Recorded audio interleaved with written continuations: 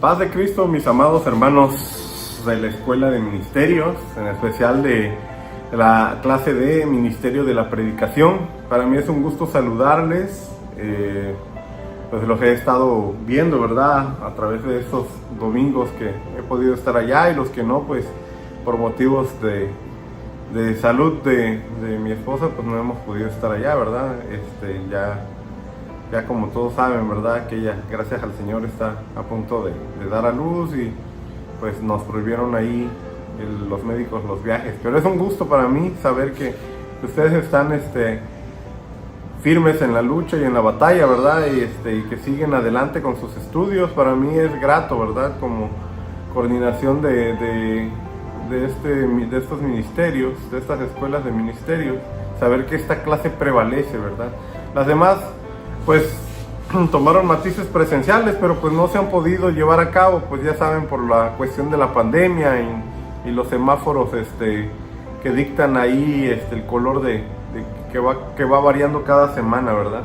Pero hermanos, gracias al Señor tenemos esta oportunidad de ocupar esos instrumentos virtuales que son para nuestra edificación, son para nuestro goce y disfrute, ¿verdad? Porque pues no cualquiera tiene la posibilidad de tener estos alcances, ¿verdad? Ahorita muchos niños se vieron entorpecidos con sus clases en línea porque pues necesitaban un material de cómputo, un equipo de cómputo que muchos padres pues no pudieron conseguir. Bueno, sin más preámbulo, vamos a entrar en tema, en materia, y la lección 12 es ¿qué es un bosquejo?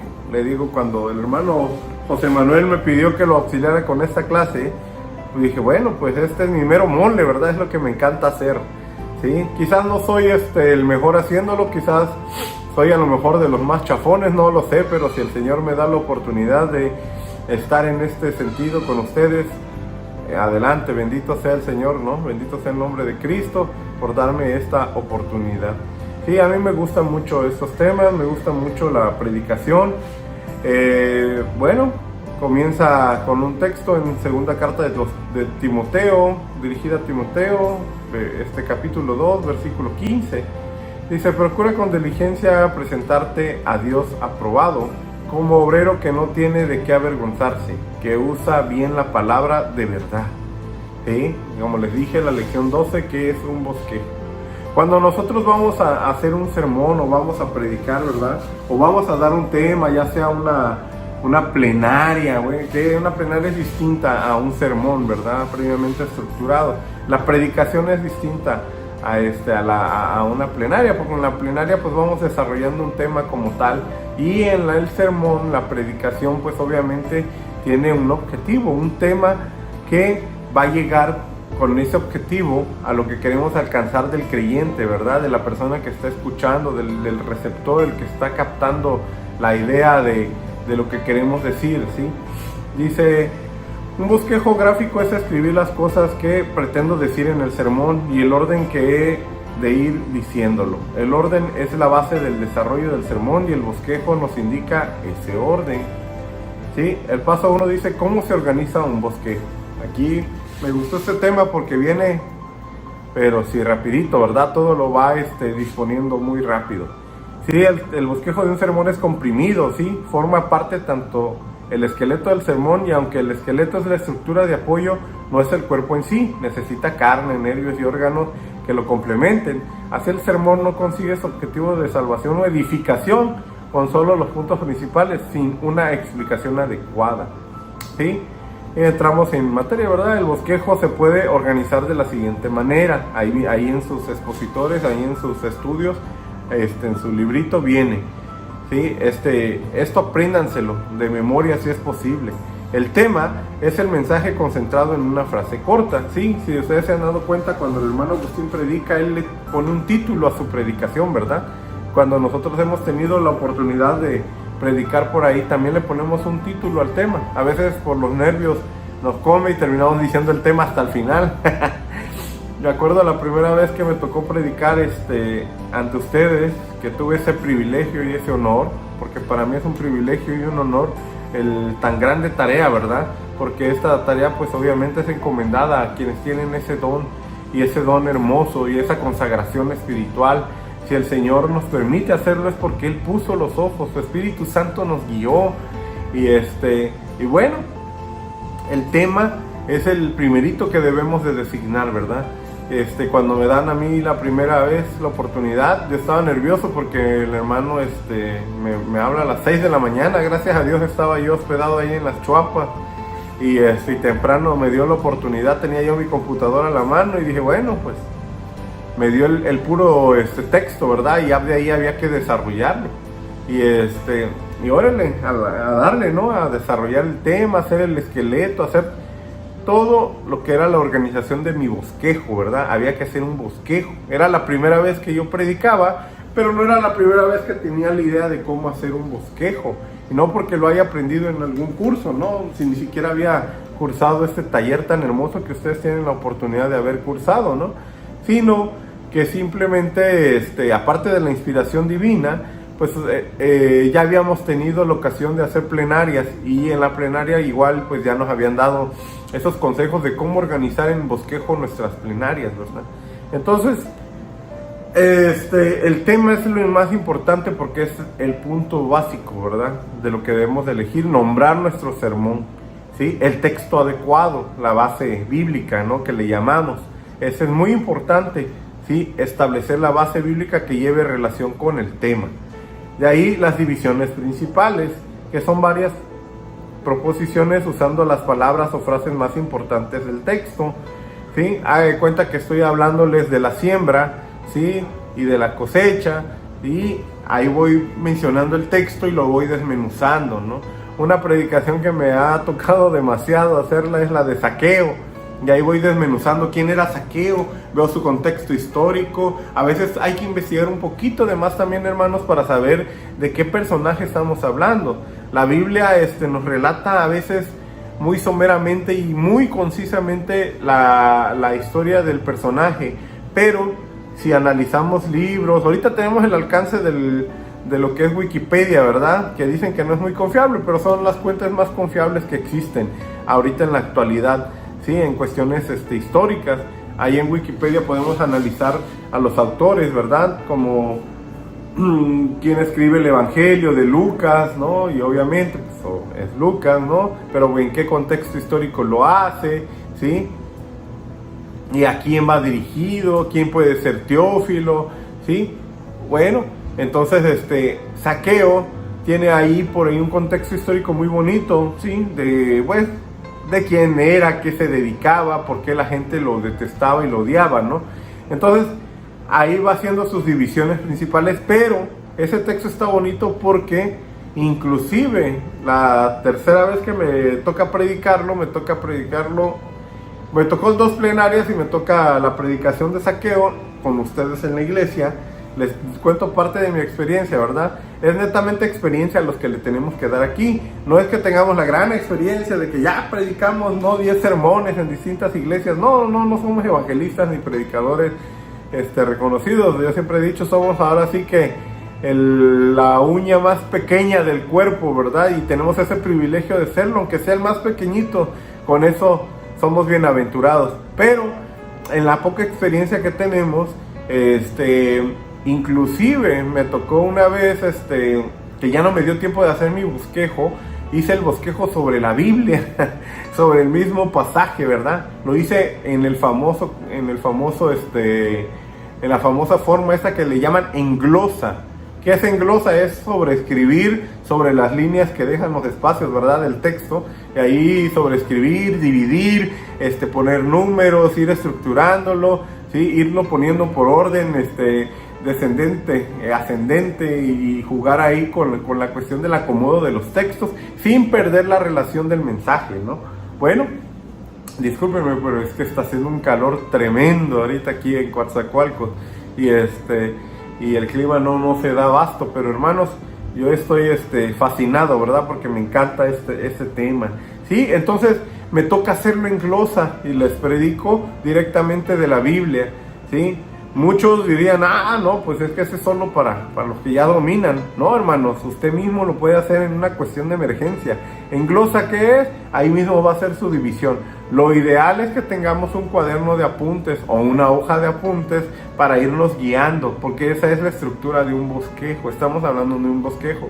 Ya un bosquejo de emergencia sería hacerlo en glosa sobre la misma Biblia. Les paso este tip, sí, pero no lo hagan porque se vuelve vicio. Mejor elaboren su bosquejo con oportunidad y con tiempo, por favor, porque es la mejor manera en la que podemos hacer una excelente predicación, con una exposición, vaya, de grandes. Sí, nosotros vemos a diversos predicadores, ¿verdad? Y cada uno tiene su forma y su estilo, ¿sí? Pero hay grandes predicadores. A mí me gusta mucho cómo predica, por ejemplo, Danilo Montero, ¿verdad? O hay otros pastores que salen en el YouTube, porque me encanta cómo van hilando, sin perderse, sin desviarse. Y cuando vas a meter una experiencia propia debes de ser muy conciso para no abusar y salirte del tema y perder la idea de lo que estás hablando. Estas son las divisiones principales que tienes que estar haciendo y atentos a cada versículo que vas a ir dividiendo, o si no, además se trata de un texto, un versículo base, y de ir derivando en correlación con otros textos de otros libros, irlos relacionando, ¿verdad? Que vayan con esa relación de lo que estamos hablando.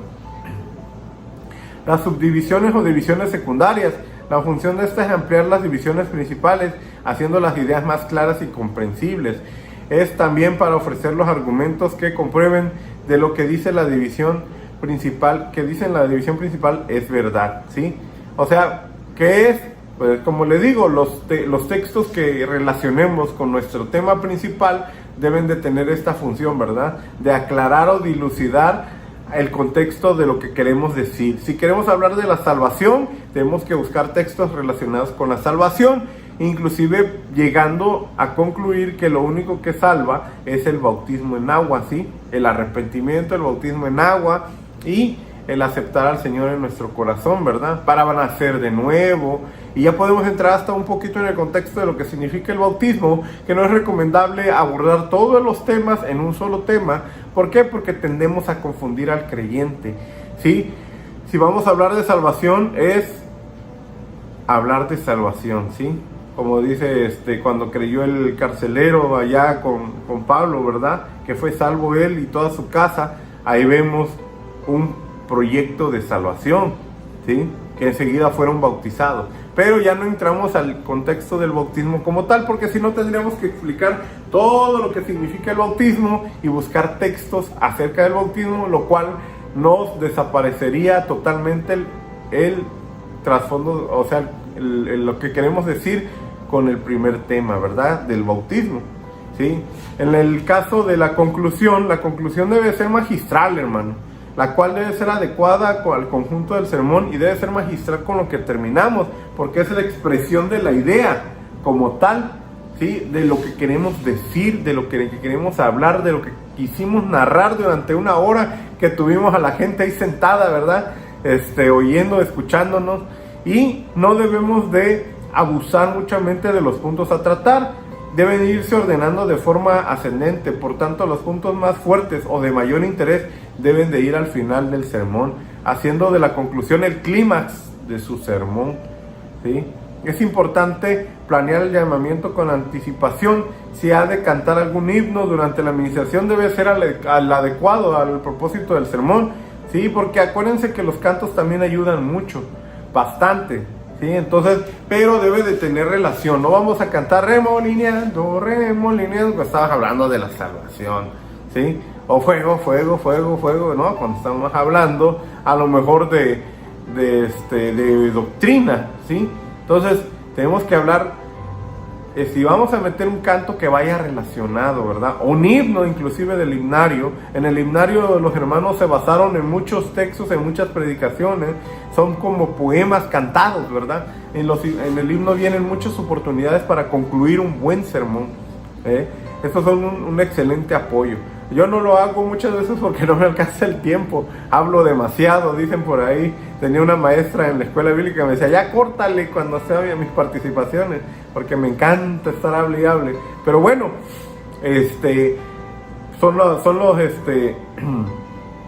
Son las atribuciones que nos da el Señor cuando estamos al frente, ¿verdad? El no quedarnos callados y hablar todo lo que Él nos expone. A veces por nervios tenemos lo que dicen varios hermanos, ¿no? Como me dice mi tía Ángela por ahí, tenemos unas muletillas ahí, unos ciertos vicios que acarreamos, que agarramos y decimos, bueno, sí, ¿verdad? O ocupamos mucho una palabra como 100 veces, el verdad, sí, ¿verdad? Sí, sí, ¿verdad? ¿Verdad? ¿Verdad? Como dice aquí, ¿no? ¿Verdad? Esas muletillas hay que tratar de quitarnos, ¿no?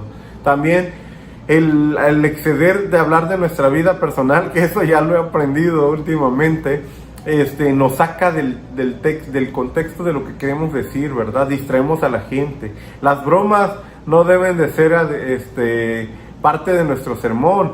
La broma o chascarrillo debe de ser a lo mejor cuando estamos haciendo un sermón en el cual estamos dando parte de nuestro testimonio, ¿verdad? Puede entrar ahí una pequeña bromita para quitarle el sueño a las personas, porque pues como en todo, ¿verdad? A mí me ha pasado, a veces el calor o la situación de estar sentados ya cómodos ahí, el cuerpo, más si nos desvelamos el día anterior, ¿verdad? El cuerpo ya tiende a quererse dormir al estar escuchando al hermano, ¿sí? El Espíritu Santo es el que nos redarguye y es el que nos trae ahí trabajando todo el tiempo, pero recuerden que también la carne a veces domina, ¿verdad? Entonces, el recurso de los chistes o de las bromas no debe de ser excesivo. Si alguien tiene esa gracia de poder decir una bromita ahí o algo para avivar un poquito el sermón, pues adelante, pero debe de ser sutil, sin ofender a nadie y no abusar de ella, ni todo el tiempo enfatizarlo, ¿verdad? Ni ocupar a las personas de ejemplo, porque luego tendemos a hablar de nuestra vida privada y pues ya aquí mi esposa me ha regañado cuántas veces la he exhibido en los sermones, pero bueno, son cosas que no debemos hacer, ¿sí? El paso 2 dice la unidad del sermón. Bueno, aquí ya viene una estructuración homilética, dice, son 3, que el sermón que el sermón tenga un solo tema, de lo que ya hablamos, que tenga un solo propósito específico, ¿sí? Que no divaguemos en querer abordar diversos temas, que tenga un fin, un propósito específico, que emplee únicamente aquellos materiales de elaboración que sean más apropiados tanto para el tema como para el propósito específico, los textos que van relacionados, ¿verdad? ¿Sí? O si vamos a hablar de alguna situación histórica, porque a veces también es válido meter alguna cuestión histórica, ¿verdad? Del contexto social en el que nos encontramos, ¿sí? Del siglo que estamos viviendo o de los siglos pasados. A veces hay personas que le echan ya mucho crema a sus tacos, ¿verdad? Como se dice por ahí, y ya te hablan de un poquito de historia y te meten a la historia y derivado de la historia te sacan otra vez al sermón y tiendes a confundir. A veces no hay que hablar con tanta elocuencia. El que es culto, pues ya se le sabe, ¿no? Se le nota en su hablar, pero el que no es culto, pues el Señor es el que pone el Espíritu. ¿Por qué dice que agarró a los hombres del vulgo? Para avergonzar a los sabios, ¿verdad? A los letrados. ¿Por qué? Cuando les dice el Señor a los discípulos, dice, cuando estén allí, no tengan temor de lo que van a hablar o van a decir, porque el Espíritu Santo es el que les va a poner la palabra en ese momento, ¿sí? Yo lo que les puedo decir, hermanos, es conforme a mi experiencia, que en efecto, a veces surge la inquietud, inclusive despertando en la mañana, a veces cuando oramos, a veces inclusive hasta bañándome, se me vienen las ideas, ¿sí? De cómo organizar un sermón, un tema, de qué es el objetivo que quiero hablar sobre ese tema. Y muchas veces no las he anotado, las he dejado pasar, ¿verdad? Pero he cometido ese error, ¿verdad? Y eso se llama inspiración divina. Cuando te viene la idea del Espíritu Santo, te está dando el tema y te lo está desmenuzando, porque tú lo estás organizando aquí en tu cabecita y ya lo estás estructurando y desmenuzando. Lo único que falta es sentarte a tomar libreta y lápiz y organizar tu bosquejo del sermón que te está llegando, ¿sí? Ese es mi consejo, hermanos, no dejemos pasar la idea. Yo ya lo hice una vez, que me llegó esa idea y miren, ahí lo tengo anotado en la libreta y dije, esa va a ser una predicación que algún día me va a tocar dar y la voy a dar con todo gusto. Los bosquejos que me han tocado hacer, ahí los tengo guardados para irlos perfeccionando. siempre debemos de ir guardando nuestros bosquejos para perfeccionarlos. ¿Por qué, hermanos? Porque vamos aprendiendo, ¿sí? Y a veces una técnica se aprende de otra y así vamos haciendo las cosas mejores hasta llegar a realizar sermones completamente exitosos, ¿sí? La conclusión: todo predicador deberá portar juntamente con su Biblia un cuaderno de sermones, y es deber del buen predicador estar siempre preparando sermones, buscando que el Señor se los inspire, aun cuando no está asignado para predicar en algún culto en fecha reciente. Ten el buen hábito de escribir los bosquejos de los predicadores que escuches. Eso te ayudará a perfeccionarte en el arte de elaborarlos. Es lo que les decía ahorita, ¿verdad? Podemos copiar a otros predicadores también para ver cómo van ellos relacionando sus predicaciones con su bosquejo. Eso es fácil, ¿sí? A unos grandes predicadores voltean a ver ya sea su tablet o voltean a ver sus Biblias. En la Biblia a veces no necesitas gran cosa más que un pedacito de papel y ahí puede venir tu bosquejo elaborado dentro de la misma Biblia. Porque a veces es muy difícil, ¿verdad? Porque el atril o el púlpito son demasiados pequeños, ¿verdad? Entonces a veces no cabe todo más que la Biblia, y si lleva uno una tablet, ahí tiene la Biblia y ahí tiene el bosquejo, ¿verdad? Entonces, siempre que tengas tu devocional bíblico, ten a la mano tu libreta de bosquejos, pues podrás escribir de inmediato las ideas que te den la lectura bíblica. Hermanos,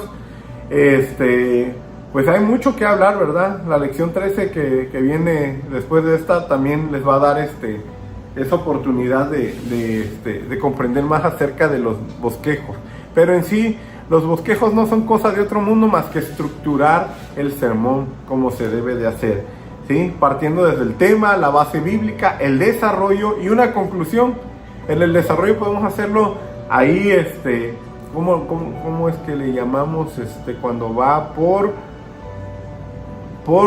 partes, ¿sí? Por subtemas. Lo vamos estructurando, se llaman escalonados, ¿sí?